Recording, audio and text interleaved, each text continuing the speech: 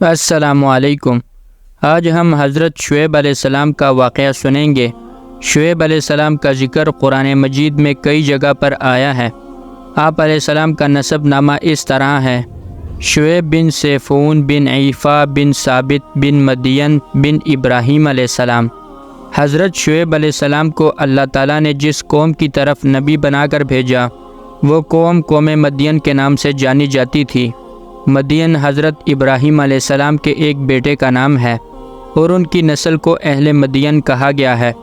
قوم عاد اور قوم سمود کی طرح قوم مدین بھی بت پرستی میں مبتلا تھی، اور اس جرم کے ساتھ ساتھ خرید و فروخت اور ناپ تول میں بھی یہ لوگ کمی کرتے تھے۔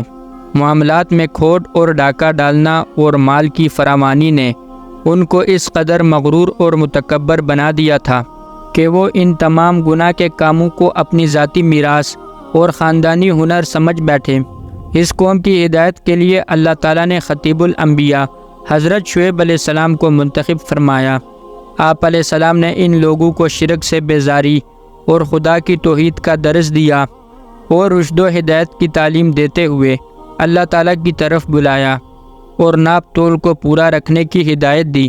اللہ تعالیٰ سورہ ہود میں ارشاد فرماتا ہے: اور اہل مدین کی طرف ہم نے ان کے بھائی شعیب کو بھیجا۔ اس نے کہا، اے میری قوم، تم اللہ کی عبادت کرو جس کے سوا تمہارا کوئی معبود نہیں، اور تم پیمانہ بھرنے اور تولنے میں کمی نہ کیا کرو۔ میں تم کو آسودہ حال دکھاتا ہوں، اور میں تم کو ایسے عذاب کے دن سے ڈراتا ہوں جو ہر قسم کے عذاب کا جامعہ ہوگا۔ حضرت شعیب علیہ السلام نے لوگوں کو ہر طرح سے سمجھانے کی کوشش کی، مگر اس بدبخت قوم پر کوئی اثر نہ ہوا۔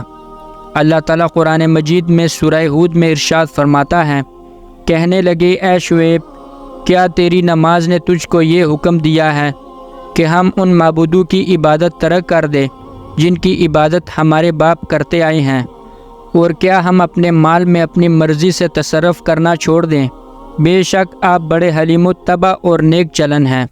شعیب علیہ السلام پر چند کمزور آدمی ایمان لائے، اور مالدار افراد اور قوم کے بدماشوں کا یہ طریقہ کار تھا کہ جو لوگ شعیب علیہ السلام کی خدمت میں دین سمجھنے اور قبول کرنے کی غرض سے آتے تو یہ بدماش لوگ ان کو راستے سے روک لیتے اور ڈراتے دھمکاتے، اور مسلمانوں کے روبرو جاہلانہ شکوک و شبہات پیش کرتے اور دین حق میں ٹیڑھی ٹیڑھی باتیں نکالنے کی کوشش کرتے۔ حضرت شعیب علیہ السلام نے قوم سے کہا، اور اے میری قوم، تم کو میری مخالفت کہیں ایسے کاموں پر آمادہ نہ کر دے کہ تم پر اس طرح کی مصیبتیں نازل ہو جیسے نوح کی قوم یا ہود کی قوم یا صالح کی قوم پر نازل ہو چکے تھے، اور لوط کا زمانہ تم سے دور بھی نہیں۔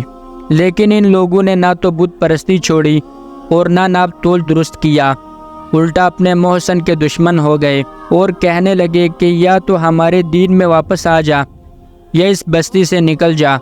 حضرت شعیب علیہ السلام نے دیکھا کہ اب ان سے کوئی امید نہیں اور ان کو ہر طرح سے سمجھا چکا، تو آخری فیصلہ سنا دیا کہ اے میری قوم، تم اپنی حالت پر عمل کرتے رہو اور میں اپنی حالت پر عمل کر رہا ہوں۔ تھوڑے دنوں میں معلوم ہو جائے گا کہ کس پر رسوا کرنے والا عذاب آتا ہے اور کون جھوٹا اور کون سچا ہے۔ چنانچہ شعیب علیہ السلام نے اللہ تعالیٰ کی بارگاہ میں دعا کر دی: اے ہمارے رب، ہمارے اور ہماری قوم کے درمیان ٹھیک ٹھیک فیصلہ کر دے، اور تو ہی سب سے بہتر فیصلہ کرنے والا ہے۔ اللہ تعالیٰ نے شعیب علیہ السلام کی دعا قبول فرمائی اور ان گمراہوں پر اپنا ایسا عذاب نازل کر کے ان کو ہمیشہ ہمیشہ کے لیے ختم کر دیا۔ ان لوگوں پر 3 طرح کے عذاب آئے تھے: پہلا چیخ، دوسرا زلزلہ، اور تیسرا سایہ بان والے دن کا عذاب۔ ان پر عذاب کی یہ صورت تھی کہ اول ان کی بستی میں سخت گرمی پڑی جس سے سب لوگ بلبلا اٹھے۔ پھر ان کے قریب جنگل میں ایک گہرا بادل آیا جس سے اس جنگل میں سایہ ہو گیا۔ یہ دیکھ کر تمام بستی والے اس سایہ کے نیچے جمع ہو گئے۔ اس طرح یہ خدا کی مجرم قوم بغیر کسی وارنٹ کے اور سپاہی کے خود ہی اپنی ہلاکت کی جگہ پہنچ گئے۔ جب سب جمع ہو گئے، ان پر پہلے بادل سے آگ برسنے لگی اور زمین میں زلزلہ آیا جس سے یہ سارے کے سارے ہلاک ہو گئے۔ ان پر پہلے بادل سے آگ برسی، پھر سخت چنگاڑ کی آواز آئی، پھر زلزلہ آیا۔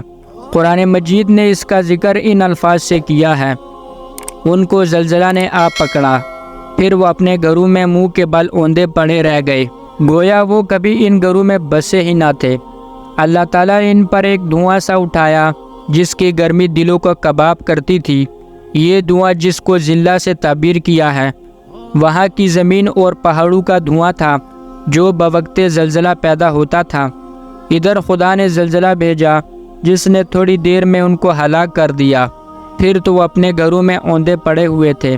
ایسی آسمانی مصیبت کے وقت مہیب آواز بھی پیدا ہوئی، اور اوپر سے دھوئیں کا آبر آتشین اور نیچے سے زلزلہ عظیم، اور اس پر ہیبت ناک آواز بری موت کا سامان تھا جس کے تصور سے دل لرز جاتا تھا۔ ایسی حالت میں انسان کی عادت ہے کہ وہ اپنا منہ چھپاتا پھرتا ہے اور زمین کو پکڑتا ہے۔ اس قوم نے بھی ایسا ہی کیا ہوگا جو اوندے کے اوندے پڑے ہوئے جان نکل گئی۔ حضرت شعیب علیہ السلام اور ان پر جو لوگ ایمان لا چکے تھے وہ اس عذاب سے محفوظ رہے۔ پھر شعیب علیہ السلام نے اس قوم کو اوندا پڑا ہوا اور ان کے گھروں کو اجاڑ اور لاوارث دیکھا، گویا ان کے گھروں میں کوئی بسا ہی نہ تھا۔ بڑی حسرت کے ساتھ اور رنج کر کے ان مردوں سے شعیب علیہ السلام نے یہ خطاب کیا، اے میری قوم، میں نے تم کو اپنے رب کے پیغام پہنچا دیے تھے اور میں نے تمہاری خیر خواہی کی تھی، پھر جنہوں نے قبول حق سے انکار کیا ان پر افسوس کیوں کروں۔ حضرت شعیب علیہ السلام قوم کی ہلاکت کے بعد حضر موت کے مشہور شہر شیون کے مغربی جانب ایک مقام ہے جس کو شبام کہتے ہیں، وہاں تشریف لے گئے اور وہیں آپ کا انتقال ہوا۔